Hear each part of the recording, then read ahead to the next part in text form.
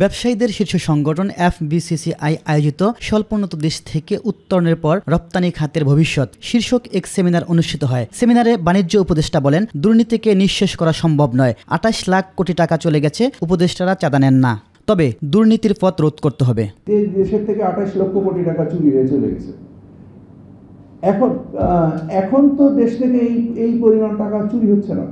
So corruption শেষ হয়ে যায়নি। কারাপশন শেষ হওয়াটা difficult. What we can do, I always say that you can make it difficult. পৃথিবীতে যেরকম সবচেয়ে বেশি নকল হয় একটা জিনিস হচ্ছে US dollar. You can't stop it, you can make it difficult. অনেক পণ্যের দাম কমলেও চালের দাম কমাতে সরকার কাজ করছে বলেও জানান বাণিজ্য উপদেষ্টা। আমাদের চালের মূল্যে এই মুহূর্তে একটা সমস্যা আমরা দেখতে পাচ্ছি এবং আমাদের ইনফ্লেশন ইন্ডেক্সের মধ্যে চাল carries one of the highest wait.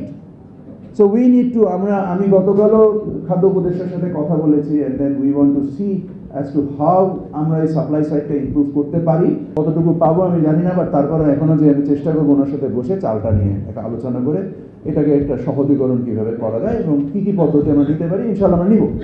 বাণিজ্য উপদেষ্টা বলেন, ব্যবসায়ী ক্ষেত্রে কেউ কারো বন্ধু নয়, সবাই প্রতিযোগী। এজন্য পণ্যের বৈচিত্র্যকরণ আনতে হবে।